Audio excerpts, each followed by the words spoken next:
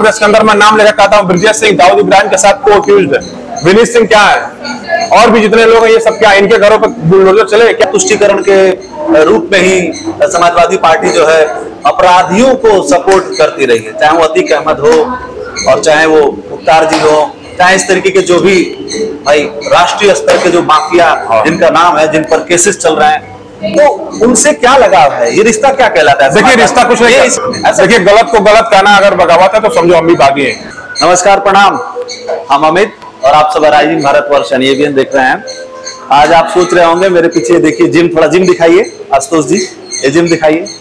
मैं आज जिम में आया हूँ और आप ये सोच रहे होंगे कि मैं जिम करने आया हूँ। अमित जी अब पंक्चुअल हो गए हैं, शरीर को लेकर हेल्थ कॉन्शियस हो गए हैं। नहीं भाई, ऐसा नहीं है, अभी भी व्यस्तता वैसी ही है, भागम भाग चल रही है। जिम में हम इसलिए आए हैं क्योंकि एक ऐसे व्यक्ति से साक्षात्कार करना, एक ऐसे व्यक्ति से बातचीत करनी थी जो इस समय काफी ज्यादा हाईलाइट हो रहा है। किस बात को लेकर उस पर भी चर्चा होगी, लेकिन जो मुख्य कारण है वो मैं ये बता रहा हूँ जिम में आने का, कि उनके पास समय की कमी है, तो उनके रूटीन के हिसाब से हमें ढलना पड़ा, आना पड़ा, सुबह उठना पड़ा। आइए बात करते हैं। नमस्कार, बहुत बहुत स्वागत है अवनीश यादव जी का। अवनीश यादव जी पूर्व में छात्र संघ रह चुके हैं, छात्र संघ के अध्यक्ष रह चुके हैं, इलाहाबाद यूनिवर्सिटी के सभी लोग जानते हैं, पूरा देश जानता है, इस पे हम आपको कुछ नहीं बताने वाले हैं। लेकिन कल आपने पद यात्रा निकाली थी, उस पर भी बात करेंगे, उसके राजनीतिक क्या महत्व है उस पर भी बात करेंगे। और कल एक और काम हुआ था जी, शायद आप तक वो सूचना आई हो, समाचार आया हो, एनकाउंटर हुआ है, अतीक के जो बेटे हैं असद का, उनका एनकाउंटर हुआ है। अपराधी हैं कि नहीं उस पर भी चर्चा होगी, अपराधियों से सपा की क्या साठगांठ है या किस तरीके से वो लोग काम करते हैं उस पर भी बात होगी, क्योंकि अखिलेश जी ने उस पर बयान दिया है कि ये गलत हुआ है। बहुत बहुत आपका स्वागत है आज की इस बातचीत। बहुत बहुत धन्यवाद, बहुत बहुत स्वागत। पहला सवाल इसी से हम लेते हैं, इसी से बातचीत की शुरुआत करते हैं कि ये जो आपने पद यात्रा निकाली, इसका मुख्य उद्देश्य क्या था, ये क्यों निकालना जरूरी? देखिए आज उत्तर प्रदेश के मुख्यमंत्री इन्होंने हमेशा कहा है कि उत्तर प्रदेश की सड़कें गड्ढा मुक्त हैं, लेकिन वास्तव में सड़कों की क्या हालात है किसी से छुपे हुए नहीं है। हम लोग सड़कों पर आए और सड़कों को देख रहे हैं, सड़कों पर चल रहे हैं, आए दिन सड़कों पर एक्सीडेंट हो रहे हैं। कोई सड़कों पे इतने गड्ढे हैं कि चलना दुश्वार है। अगर वहां पे आदमी अगर 1 किलोमीटर जाना हो तो उसको कम से कम आधे घंटे लग रहे हैं। सड़कों की हालात है, फोर व्हीलर से चलना इतना मुश्किल है और टू व्हीलर से चलना मतलब खतरे से खाली नहीं है। कब किसके साथ कोई दुर्घटना है कोई नहीं जानता। 25 किलोमीटर के मुख्य रोड है जिसमें कम से कम 150 गांव टच करते हैं और एक गांव की आबादी मिनिमम 500 लोगों की है। आप उससे संख्या का अनुपात लगा सकते हैं। और जो मुख्य सड़क है उसकी हालात इतनी जर्जर है कि चलना दुश्वार है। आए दिन लोगों के साथ दुर्घटनाएं हो रही है, लोगों का एक्सीडेंट हो रहा है। हम लोगों ने कई बार ज्ञापन दिया, कई बार आला अधिकारियों से मिलकर उनसे बात करना चाहिए, लेकिन उसके बाद भी समस्याओं का समाधान नहीं हुआ। तो फिर अंत में हमें आंदोलन के रास्ते पर चलना पड़ा, हमें गांधी के रास्ते पर चलना पड़ा, हमें भगत के रास्ते पर चलना पड़ा और तब जाकर हम लोगों ने 20 किलोमीटर की ऐतिहासिक पद यात्रा हजारों लोगों के साथ की और सरकार सोई है उसको जगाने का काम किया। ये जो आप यात्रा निकाले थे, उसके पहले मैं आपके द्वारा ऐसी कोई यात्रा नहीं देख रहा, तो मैं ये सोच रहा था कि यार नेता का मतलब क्या होता है और समाजवादी नेता का मतलब क्या होता है, और जो छात्र संघ का नेता रहा है वो सबसे बड़ा संघर्ष वाला नेता होता है। आप, मुझे लगता था कि आप सोए हुए हैं, असल काम तो अब आपने शुरू किया। नहीं, ऐसा नहीं है कि हम लोगों ने हमेशा आंदोलन और मूवमेंट, नहीं वहां की बात नहीं कर रहा हूं, यहाँ भी हम लोग आंदोलन मूवमेंट करते रहे हैं। हर चीजों पर गांव देहात में जाने काम किया, आदमी समस्याओं को जाना है। लेकिन इसके साथ साथ जब सरकार 1 साल पूरी हो गई, 1.5 साल तक हमने सरकार को वक्त दिया। जब सरकार के 1 साल पूरे हो गए तो सरकार से हम फिर सवाल पूछेंगे, शिक्षा के सवाल पे, रोजगार के सवाल पे, स्वास्थ्य के सवाल पर। और उसके बाद अगर हम सवाल नहीं पूछेंगे तो लोगों ने हमें जिम्मेदारी दी थी। आज छात्र युवा नौजवान परेशान है, आखिर रोजगार कहाँ गए, स्वास्थ्य सुविधाएं बदस्तर है, मेडिकल कॉलेजों में जो लाइन लग रही है लंबी लाइन, ये इस बात का प्रमाण है कि स्वास्थ्य सुविधाएं खराब है। इसके खिलाफ अगर हम जागेंगे नहीं, हम गांधी के रास्ते पर नहीं चलेंगे, बापू के रास्ते पर नहीं चलेंगे, तो फिर ये सरकार सोई है और ये सरकार धार्मिक उन्माद फैलाकर केवल वोट लेना जानती है, बल्कि शिक्षा, स्वास्थ्य और रोजगार के मामले पर फिसड्डी हो चुकी है। अभी चुनाव होने वाले हैं, पदयात्रा जैसे राहुल गांधी जी ने निकाला वैसे ही आपने भी निकाला, तो आपकी इंस्पिरेशन हो सकती है, वहां से भी आई, इसमें कोई वो गलत बात नहीं है, इंस्पिरेशन कहीं से भी आ सकता है। लेकिन सवाल यहाँ पे उठ रहा है, विरोधी ये कह रहे हैं कि एक राजनीतिक हथकंडा है, क्योंकि चुनाव भी आने वाले हैं, नगर निकाय के चुनाव। नहीं, देखिए इंस्पिरेशन की बात नहीं है। समाजवादी लोग शुरू से ही आंदोलनों और अपने मांगों को पूरा करने के आंदोलन करते रहे हैं। डॉक्टर राम मनोहर लोहिया से लेकर जयप्रकाश नारायण और माननीय मुलायम सिंह जी से लेकर अखिलेश यादव जी की एक श्रेणी रही है, जिन्होंने हमेशा अपनी जन समस्याओं को लेकर समाजवादी पार्टी आंदोलन कर रही है। उत्तर प्रदेश में सबसे अधिक मुकदमे अगर किसी पार्टी के नेताओं के ऊपर होंगे तो समाजवादी पार्टी के नेताओं के ऊपर होंगे।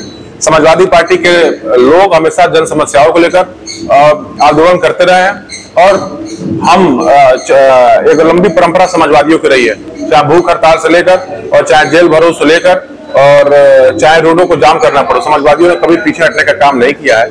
तो हम लोग को प्रेरणा के स्रोत डॉक्टर लोहिया, श्रद्धेय मुलायम सिंह यादव और अखिलेश यादव हैं, जिनके वजह से हम लोग जिनके बताए हुए रास्ते पर चलकर जन समस्याओं के लिए आंदोलन हम लोग करते रहे। आपने मुकदमों की बात की, अपराध की बात की, भ्रष्टाचार की बात की, लेकिन समाजवादी पार्टी पर ये जो आरोप है उसी समय से लगते रहे तुष्टीकरण के रूप में ही समाजवादी पार्टी जो है अपराधियों को सपोर्ट करती रही है, चाहे वो अतीक अहमद हो और चाहे वो मुख्तार जी हो, चाहे इस तरीके के जो भी भाई राष्ट्रीय स्तर के जो माफिया जिनका नाम है, जिन पर केसेस चल रहे हैं, तो उनसे क्या लगाव है? ये रिश्ता क्या कहलाता है? देखिए रिश्ता कुछ नहीं, इसलिए कह रहा हूं मैं क्योंकि कल जब ये इनकाउंटर हुआ था असद का, तो वहां पे इनकाउंटर के कुछ ही देर बाद मध्य प्रदेश में थे अखिलेश जी, उन्होंने तुरंत बयान दे दिए सपोर्ट में। देखिए गलत को गलत कहना अगर बगावत है तो समझो हम भी बागी हैं।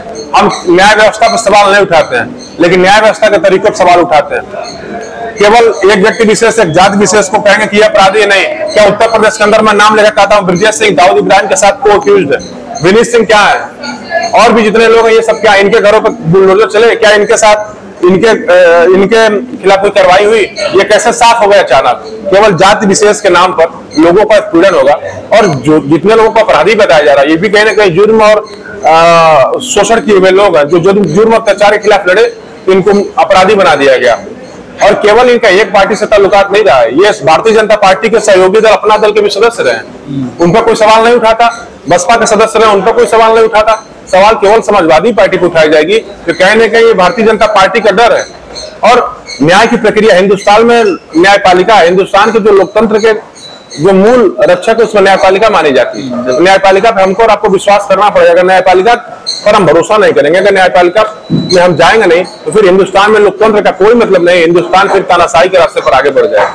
अपराधियों का एनकाउंटर हो रहा है, इससे दिक्कत क्या है? मैं आपको काम नहीं, अपराधियों का एनकाउंटर हो, आप लोगों ने कहा ना, आपकी पार्टी की तरफ से बयान आया कि भाई ब्राह्मण की हत्या हो रही है। नहीं, अपराधियों का और अगर अपराधियों तो आप लोग कह रहे हैं कि भाई अपराधियों का एनकाउंटर हो, लेकिन पुष्पेंद्र यादव के एनकाउंटर पे सवाल, पुष्पेंद्र यादव के सवाल पे पुष्पेंद्र यादव पे एनकाउंटर हुआ, उस पर सरकार क्यों चुप है? जो सुमित गुर्जर का एनकाउंटर नोएडा में हुआ उस पर सरकार क्यों चुप है? आगरा में अभी एक हफ्ता पहले आकाश गुर्जर का फर्जी एनकाउंटर हो गया। एनकाउंटर के नाम पर अपने राजनीतिक प्रतिद्वंदियों को हटा देना, ये कैसा एनकाउंटर है? इस एनकाउंटर को हम नहीं मानते। और जहां तक एनकाउंटर का सवाल है, तो एनकाउंटर केवल जाति विशेष के लोगों को क्यों हो रहा है? क्या ब्रजेश सिंह क्या है? ब्रजेश सिंह बहुत दूध के धुले हुए हैं, मैं नाम लेकर कहता हूं, मुझे डर नहीं लगता, मैं छात्र राजनीति से आया हूं। क्या विनीत सिंह क्या है? अजय सिपाही पता ना क्या है? और भी जितने, एक बिरादरी, केवल एक बिरादरी के लोग दूध के धुले हुए हैं। जो व्यक्ति हिंदुस्तान का most wanted criminal Dawood Ibrahim के साथ को अक्यूज्ड है, उसको सरकार रिलीज करके बाहर छोड़ी पड़ी है और लोगों को कह रही है कि ये लोग अपराधी हैं। अब हिंदुस्तान में न्याय हो तो सबके साथ बराबर का न्याय हो, केवल कुछ लोगों के साथ अलग, कुछ लोगों के साथ अलग होगा, तो सवाल उठाना लाजमी है और सवाल उठते रहेंगे। चलिए आगामी चुनाव की बात करते हैं। अभी 2024 में भी चुनाव होने वाले हैं और उसके पहले निकाय चुनाव, इसको लेके क्या स्ट्रेटेजी आपकी? ये तो चीजें साफ दिख रही हैं कि भाई हिंदू मुसलमान इस बार भी होना तय है। आपको लगता नहीं कि राजनीति की विसंगति ये देश इस कैसे आगे बढ़ेगा? हम लोगों ने कल, आप छात्र नेता है, आपको ये सब चीजें आपने अपने क्या पढ़ाई के दौरान ये सब चीजें पढ़ी हैं और इलाहाबाद में बैठ के इन सब चीजों पे बहस किया है, समाज के, देश के अलग अलग हिस्सों से आए हुए लोगों से बातचीत किया है, हर वर्ग के हर छात्रों से। तो आपको क्या लगता है ये विसंगति नहीं है कि राजनीति में अपराधी इतना सक्रिय हो जा रहा है, हावी हो जा रहा है कि कोई आम आदमी सोच भी नहीं सकता? देखिए आप जैसा व्यक्ति क्यों नहीं बन सकता? नहीं, क्यों नहीं, हम लोग तो संघर्ष करते रहे। हम लोगों ने कभी अपराधियों से हमेशा दो हाथ लेने का काम किया। हम छात्र राजनीति में भी तमाम बड़े बड़े अपराधियों ने हमें डराना धमकाने का प्रयास किया, लेकिन छात्रों के बलबूते हम अपराधियों को धूल चटाने का काम किए। अपराधी कोई ऐसे नहीं हो जाता है।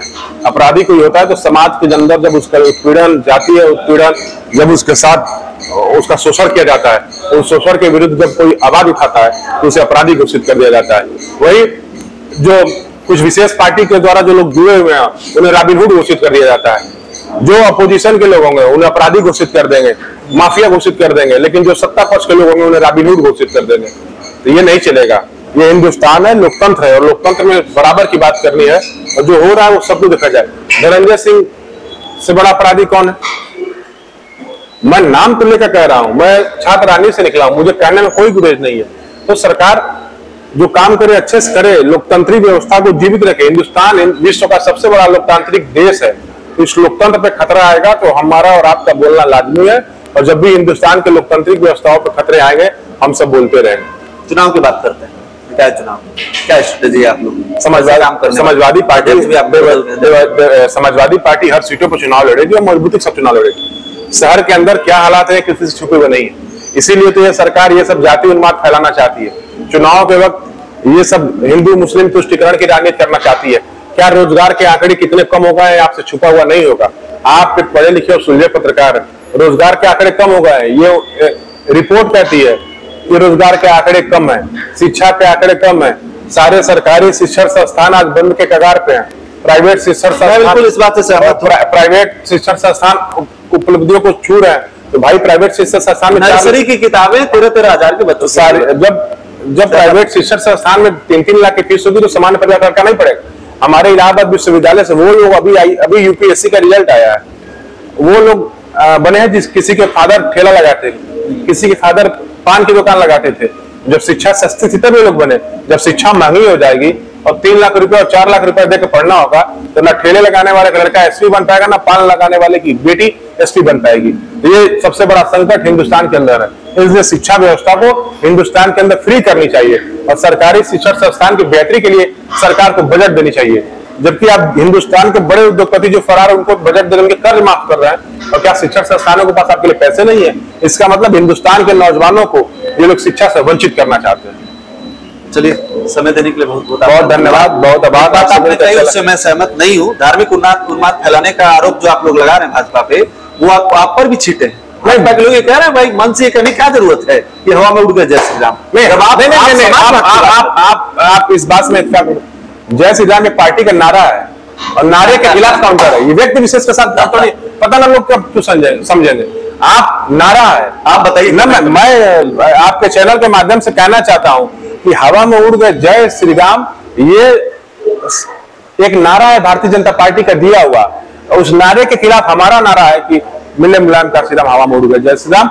ये किसी व्यक्ति, किसी ईश्वर पर नारा नहीं। और सुनिए, ईश्वर को हम लोग भी मानने वाले हैं और शास्त्रों में और किसी भी ग्रंथ में श्री राम का उल्लेख नहीं है, सिया राम का उल्लेख है। और हम सिया राम को मानते हैं और सिया राम के आदर्शों पर, जो सिया राम के आदर्श हैं, उन पर चलने का प्रयास भी करते हैं। लेकिन भारतीय जनता पार्टी अगर जय श्री राम का नारा देकर चुनाव लड़ती है तो उसके अपोजिशन में हमारा नारा है कि हवा में उड़ गए जय मिले मुलायम। ये नारा है, उस नारे के काउंटर में हमारा ये नारा है। बाकी और कुछ हमारा लेना देना इससे नहीं है। इससे व्यक्ति की, ईश्वर की भावनाओं से नहीं लेना देना है ना। ये केवल नारा और नारा के खिलाफ हमारा ये नारा है। चलिए, बहुत धन्यवाद, बहुत शुक्रिया। चलिए, ये थे अवनीश यादव जी, और हर मुद्दे पे खुल के बात की। देखिए, मैं एक बात हमेशा कहता हूं कि भाई जो छात्र नेता रहेगा वो हर मुद्दे पे खुल के बोलेगा, कोई छिपाएगा नहीं, कुछ दबाएगा नहीं। अवनीश यादव जी उन्हीं में से एक है। बातचीत में हो सकती है सहमति असहमति हो, राजनीतिक दल की भी कोई हो सकता है विरोधाभास हो, लेकिन हर मामले पे खुल के बोलते हैं। किसी भी सवाल को छोड़ा नहीं इन्होंने, इसके लिए बहुत बहुत आपका धन्यवाद। आगे के लिए शुभकामनाएं। चलिए, आप भी अपना कमेंट में राय अपनी दे सकते हैं। नमस्कार, जय हिंद, धन्यवाद।